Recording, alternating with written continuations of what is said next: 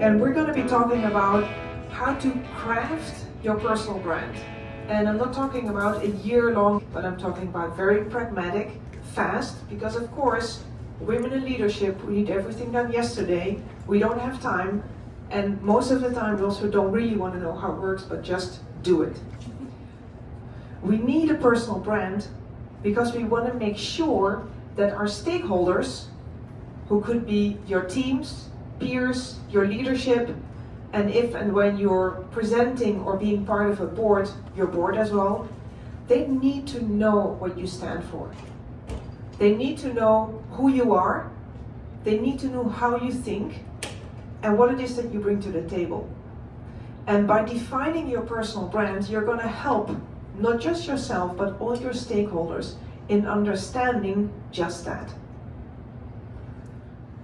The brand is the start, but then you need to start thinking about, okay, how am I going to craft my story based on my brand? Because again, it's not just having your nucleus or your brand nucleus done, it's really thinking through, how am I going to build that story? How am I going to build that online presence?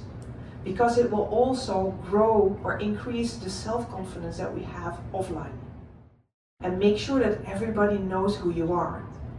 So it's getting over that hurdle of, I don't think my story is good, I don't think my story is interesting, I don't think anybody's interested in my story. We are. And who's not interested in your story, it's their loss.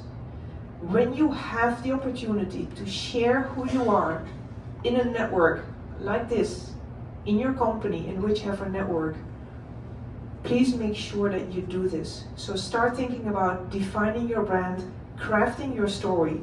It's going to boost your self-confidence and it's going to help you open doors. And I cannot say this enough, it's so critically important if you want to move up in your careers, and it's going to be easier once you define that brand, once you craft that story, and once you start sharing it. And start sharing it in a group of people that you trust.